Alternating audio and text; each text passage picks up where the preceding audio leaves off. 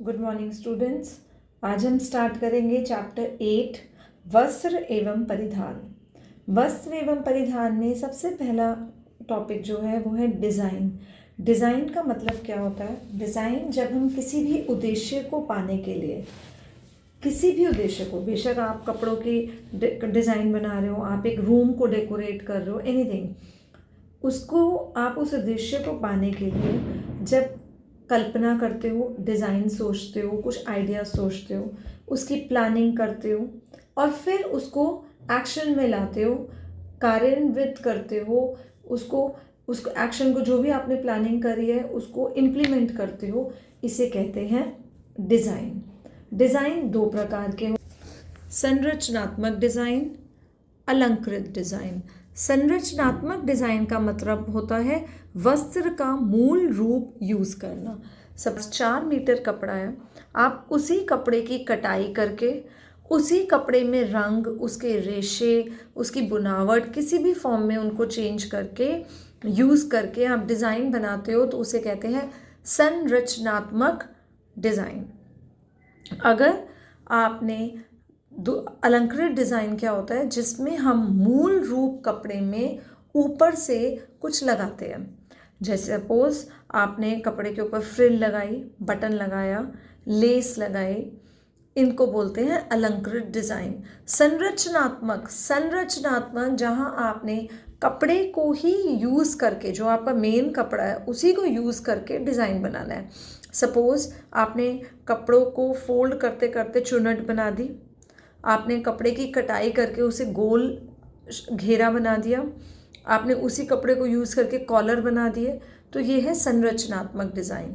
लेकिन जब हमने ऊपर से कोई बटन लगाया, लेस लगाई, कोई बटरफ्लाई, कोई बो, ऐसा करके कुछ लगाया, उसे कपड़े को और फैंसी करने के लिए, उसे कहते हैं अलंकृत डिज़ाइन। कहते हैं डिज़ाइन के कारक, तत्व, सिद्धांत।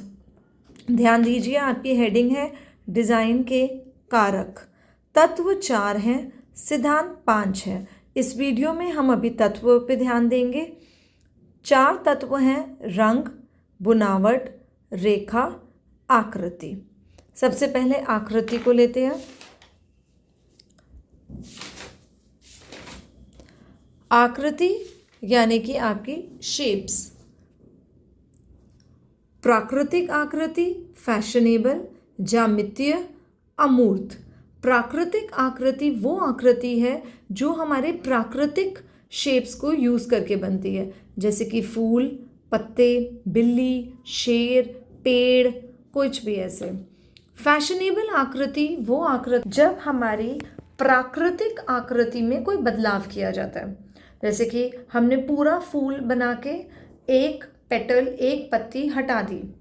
स्टार के अंदर हमारे 6 कोने होते हैं, हमने एक कोना हटा दिया। कुछ भी प्राकृतिक आकृति में जब हम बदलाव करते हैं उसे फैशनेबल आकृति बोलते हैं। ज्यामितीय मतलब ज्योमेट्रिकल शेप्स, मैथ्स की जो शेप्स होती हैं वो। अमूर्त, अमूर्त मतलब जिसका कोई मूर्त नहीं है, जिसका कोई रूप नहीं है। ये देखिए ऐसे कुछ ऐसे बना होता है, समझ नहीं आ रहा क्या बना हुआ है। तो ये 4 तरह की आकृति होती है, प्राकृतिक, फैशनेबल, ज्यामितीय और अमूर्त। ये आकृति टॉपिक है हमारे डिज़ाइन का एक कारक, जो कि है तत्व। अब आ जाते हैं रंग पे, जो कि थोड़ा बड़ा टॉपिक है। रंग, जब प्रकाश की सारी किरणें परावर्तित होती हैं उसे सफ़ेद कलर बोलते हैं। जब सूरज की किरणें एक ऑब्जेक्ट पे पड़ रही हैं और वो सारी जो उसकी लाइट है वो वापस रिफ्लेक्ट कर दी, तो वो कलर होता है सफ़ेद। वाइट कलर हमेशा सूरज की किरणों को रिफ्लेक्ट कर देता है, वापस भेज देता है, इसीलिए गर्मियों में सफ़ेद पहना जाता है। और ब्लैक क्या करता है? ब्लैक सूरज की सारी किरणों को अब्जॉर्ब कर लेता है, अपने अंदर ले लेता है, इसीलिए उसे सर्दियों में प्रेफर किया जाता है, क्योंकि वो अगर सूरज की किरणों को अपने अंदर लेगा तभी हमें ठंड नहीं लगेगी। ठीक है, जब सूरज की किरणें, जब भी सूरज की पानी की बूंद पे पड़ती हैं, ये 7 रंग रिफ्लेक्ट करता है। ठीक है, इन 7 कलर्स के ग्रुप को बोला जाता है स्पेक्ट्रम। आप इसे विबग्योर नहीं बोलोगे, 7 कलर के समूह को क्या कहते हैं? स्पेक्ट्रम। स्पेक्ट्रम में कौन कौन से कलर आते हैं? विबग्योर। ठीक है, ये जो पीछे के 3 रंग हैं इन्हें हम हाई वेवलेंथ का मानते हैं, इन्हें हम उत्तेजित रंग मानते हैं और ये गर्म रंग भी माने जाते हैं। ठीक है, और ये जो होंगे वो क्या होंगे? लो वेवलेंथ, शांत रंग और ठंडे रंग। तो पीछे के 3 क्या हैं? गरम, उत्तेजित। ये आप याद रखोगे। 7 कलर विबग्योर में violent, Indigo, blue, green, yellow, orange, red. ठीक है, इसके बाद चलते हैं हम रंगों की विशेषता पे। रंगों की विशेषताएं क्या होती हैं? सबसे पहला ह्यू। ह्यू का मतलब रंग का नाम। जैसे ये क्या है? पिंक। ये कलर कौन सा है? रेड। तो ये है ह्यू, किसी रंग का नाम। मूल्य, मूल्य इज वैल्यू, रंग का हल्कापन या गाढ़ापन। सफ़ेद रंग का मूल्य कम होता है क्योंकि वो हल्का रंग होता है। काला रंग गाढ़ा होता है तो इसका मूल्य ज़्यादा होता है। किसी भी रंग में अगर सफ़ेद मिलाएं या किसी रंग में काला मिलाएं तो हमें एक नया कलर निकल के मिलता है।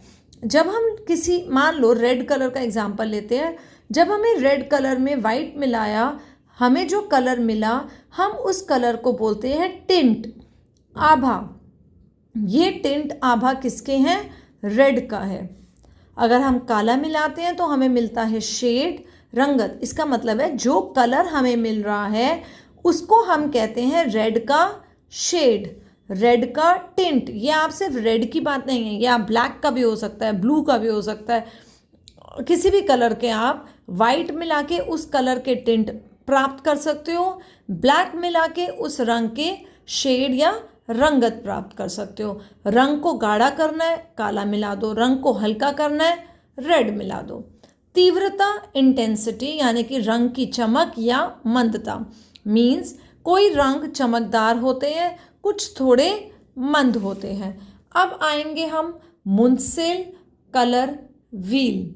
मुंसिल रंग चक्र। ये रंग चक्र आपको आना चाहिए क्योंकि इसके बाद एक आप रंग योजनाएं सीखेंगे। जो रंग योजनाएं आपको कलर व्हील अगर समझ आएगा तभी आपको वहाँ समझ आ वो रंग योजनाएं समझ आ पाएंगी। रंग चक्र पहले समझते हैं। इसके अंदर 3 कलर्स होते हैं, प्राथमिक, द्वितीय और तृतीयक। ठीक है, प्राथमिक कलर में 3 कलर्स होते हैं बेटा, YBR, येलो, ब्लू, रेड। इसको YBR करके ही याद करो। और द्वितीय में क्या होता है?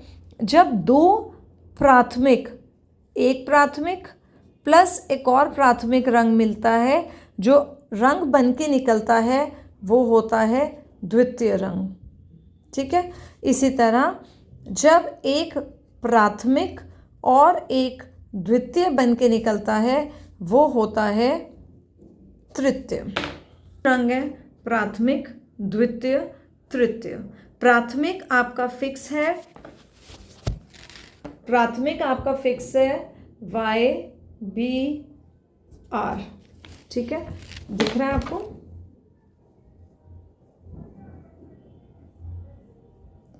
YBR।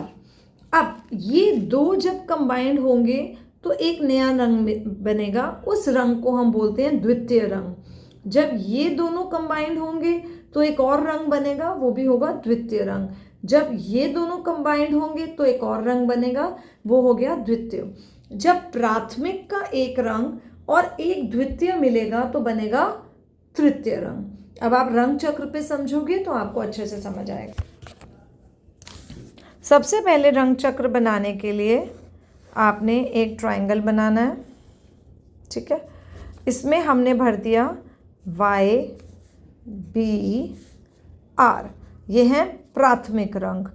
प्राथमिक रंग है, इसको हम एक सर्कल कर देते हैं ताकि हमें याद रहे ये प्राथमिक रंग है, ठीक है। अब हम द्वितीय रंग के लिए एक और ट्रायंगल बनाएंगे, लेकिन ऐसा ट्रायंगल नहीं बनाएंगे, हमें याद रहेगा कि ऐसे करना है। Y और ब्लू को मिलकर के ग्रीन बनता है, Y और R से ऑरेंज बनता है, ब्लू और रेड से वायलेट बनता है। इन पे दो दो लाइन बना देते हैं।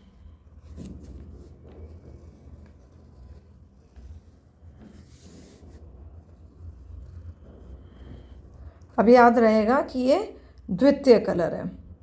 आप बोलोगे मैम ये कैसे याद रखें, अब हर कुछ याद रखना पड़ेगा? नहीं, YBR गो V, दोबारा YBR गो V, ग्रीन ऑरेंज वायलेट। तृतीय कलर कैसे बनेगा? तृतीय कलर बनता है एक प्राथमिक एक द्वितीय मिला के, यानी कि Y ऑरेंज। और प्राथमिक हमेशा पहले लिखा जाता है क्योंकि वो प्राथमिक है, पहला रंग लिखा जाएगा RORV, BG, YG। ये है आपका रंग चक्र। सिंपल है, कोई प्रॉब्लम? नेक्स्ट टॉपिक देखते हैं, ग्रे स्केल, धूसर पैमाना। ग्रे स्केल या धूसर पैमाना ज़्यादातर 2 नंबर के क्वेश्चन में देखा गया है। इसमें 0 से लेके 10 तक का आपको एक स्केल बनाना होगा। प्लीज़ ध्यान रखिए, ये स्केल 0 से शुरू हो रहा है, 1 से नहीं हो रहा। 0 काला, 0 रंग क्या है? काला। 5 नंबर में आपका धूसर रंग है, यानी कि ग्रे कलर है। इस ग्रे कलर में अगर हम वाइट मिलाते जाएं तो हमें वाइट से क्या मिलेगा? इसका हमें वाइट से क्या मिलता है? इसकी आभा, यानी कि इसका टिंट। अभी हमने इससे पहले ये पढ़ा था कि वाइट कलर मिलाने से हमें उस रंग के टिंट मिलते हैं, आभा। तो वाइट कलर मिलाते गए हमें इसके टिंट मिलते जाएंगे, करते करते वाइट मिलाते मिलाते मिलाते 10 नंबर पे आके हमें पूरा सफ़ेद रंग मिल जाएगा। हम इसको काला मिलाएंगे, हमें इसके शेड यानी कि रंगत मिलते जाएंगे। काला मिलाया, काला मिलाया, काला मिलाया और काला मिलाया, 0 नंबर पे ये बिल्कुल ब्लैक कलर निकल के आ जाता है। तो ये है 5 नंबर पे धूसर पे कलर, ग्रे कलर। इधर जाएंगे वाइट मिलाते मिलाते 10 नंबर पे आते आते सफ़ेद हो गया। ये कलर्स इस ग्रे के आभा हैं, टिंट हैं। इधर ब्लैक मिलाया, 0 पे ब्लैक हो गया। ये ग्रे कलर के क्या हैं? शेड्स, यानी कि रंगत। कि मैम हमें ये ग्रे कलर धूसर पैमाना पढ़ना क्यों है? बेटा, जब बड़े बड़े इंटीरियर डिज़ाइनर्स, पेंट वाली शॉप्स पे अगर कोई कस्टमर आया, उसने बोला आप मेरे को ग्रे कलर कर देना, मेरे कलर में मेरी अलमारी पे, मेरे बेड पे ग्रे रंग भर देना। अब ग्रे तो बहुत होते हैं, लाइट ग्रे, डार्क ग्रे। तो शॉपकीपर क्या करेगा? वो उसको ये ग्रे स्केल दिखा देगा, धूसर पैमाना दिखा देगा, और उस पर वो अपना कलर सिलेक्ट कर सकते हैं कि मुझे ये ग्रे वाला चाहिए, तो वही कलर उसके बेड पे हो जाएगा। तो ऐसे जो स्केल्स होते हैं कलर के, वो जितने भी डिज़ाइनर्स हैं, जितने भी पेंट वाले हैं, कलर से रिलेटेड जो काम कर रहे हैं, उनके पास होने चाहिए, ताकि वो अपने कस्टमर से कलर कंफर्म कर ले। तो ये हमने अभी किया धूसर पैमाना। अब हम करेंगे पैंटोन शेड कार्ड।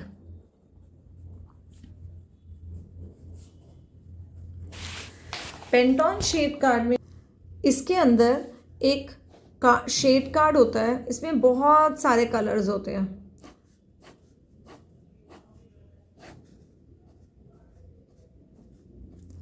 एक मान लो रेड है, रेड के बहुत सारे टिंट हैं, रेड के बहुत सारे शेड हैं, इतने ढेरों कलर्स होते हैं। हर कलर को एक नंबर दिया गया है। मान लो इस कलर को 512, अगले कलर को 513, ठीक है। ऐसे क्या हुआ, आपके पास इतने कलर्स हैं इसके अंदर और आपको हर कलर को आपने नंबर दे दिया। और नंबर देने से क्या हुआ, ये Pantone shade card international level पे यूज़ होता है, अंतर्राष्ट्रीय स्तर पे। यहाँ दिल्ली में बैठे बैठे अगर मुझे किसी, मान लो आपके ये कितने भी टॉप के आप डिज़ाइनर की बात करें, मनीष मल्होत्रा, ऋतु भैर, कोई भी हो, तो आप अगर ऐसे डिज़ाइनर को लंदन से कपड़ा मंगवाना है, ठीक है, उनको 5,000 10,000 मीटर लंदन से कोई फैब्रिक मंगवाना है, तो कैसे मंगवाएंगे? ऐसे तो बोल नहीं सकते रेड भेज दो आपको, और वो डार्क रेड में चाहिए, टमाटरी रेड चाहिए, लाइट रेड चाहिए। तो वो क्या करेंगे, दिल्ली में बैठे बैठे उस पेंटोन शेड कार्ड को खोलेंगे, उस कलर में जो उनको चाहिए उसका नंबर, मान लो 520 नंबर का, वो फ़ोन करेंगे वहाँ पे कि ये नंबर का ये इस कोड का जो कपड़ा है वो हमारे यहाँ सप्लाई कर दीजिए। और वहाँ पर भी उनके पास पेंटोन शेड कार्ड होगा, क्योंकि ये पेंटोन शेड कार्ड अंतर्राष्ट्रीय स्तर पे यूज़ किया जाता है, तो वो वहाँ से भेज देंगे। तो इसका यूज़ क्या है, पहले इसका फीचर क्या है, इसमें बहुत सारे रंग के टिंट शेड मौजूद होते हैं। सेकंड, हर कलर को एक कोड नंबर दिया गया है, इंटरनेशनल लेवल पे यूज़ होता है। इससे बिजनेस बहुत ही एडवांस हुआ है, इससे लोग बिजनेस बहुत आसानी से कर सके हैं, इससे लोग बिजनेस को हाई लेवल पे लेके जा सकते हैं, हमारा नुकसान नहीं होगा इससे। आज हमने मंगवा लिया, फिर हम कहें हमारा तो, हमें तो ये चाहिए नहीं था, तो क्या होगा, वापस तो जा नहीं सकता वो, तो हमारा ही नुकसान हुआ। तो इससे हम अपने बिजनेस को बेटर कर सकते हैं, हाई लेवल्स पे ले जा सकते हैं। नेक्स्ट टॉपिक पे चलते हैं। अवर्ण रंग, तटस्थ रंग का मतलब होता है बिना रंग के रंग, उदासीन रंग भी कहते हैं। बिना रंग के रंग या उदासीन रंगों, बिना रंग के रंग, उदासीन रंग वो रंग हैं जो जिनमें रंग नहीं होता, या एक तरह से कह लो जो रंग चक्र पे मौजूद नहीं होते। वाइट, ब्लैक, ग्रे, रजत, धात्विक, सिल्वर, गोल्डन, ये सब बिना रंग के रंग माने जाते हैं। नेक्स्ट, रंग योजनाएं दो होती हैं, संबंधित और विषम, ठीक है। संबंधित में होते हैं एक वर्ण रंग योजना, अवर्णीय रंग योजना, विशिष्टतापूर्ण, अनुरूप। एक वर्ण रंग योजना मतलब जिसमें एक कलर यूज होगा, उसके टिंट, उसी के शेड यूज हो सकते हैं। ब्लू कलर, उसका लाइट, उसका लाइट, उसका लाइट, इन 4 रंगों को यूज करके एक ड्रेस बनी, तो ये रंग योजना है एक वर्ण रंग योजना। इसमें अवर्णीय, सेकंड है अवर्णीय रंग योजना। अभी हमने अवर्ण रंग पढ़े। अवर्ण रंग होते हैं बिना रंग के रंग। पूरी ड्रेस ब्लैक में बनी हुई है, पूरी ड्रेस वाइट में बनी हुई है, तो वो हो गया अवर्णीय रंग योजना। अब इसी अवर्ण रंग योजना को देखें, ब्लैक सूट, उस पर पिंक चुन्नी, वाइट सूट, उस पर रेड चुन्नी, होंगे आपके पास भी किसी ना किसी के पास घर पे, या आपने देखे होंगे कभी। तो ये क्या हुआ, ये हुआ विशिष्टतापूर्ण उदासीन रंग, विशिष्टतापूर्ण उदासीन रंग योजना। मतलब उदासीन रंग योजना पे एक विशिष्ट कलर दे दिया गया, बेशक वो चुन्नी हो, आपके ब्लैक सूट पे रेड कलर की बेल्ट दे दी, तो वो बन गया विशिष्टतापूर्ण उदासीन रंग योजना। अनुरूप रंग योजना इसमें भी आती है, इसमें भी आती है, एक बारी समझ लीजिए क्या होती है।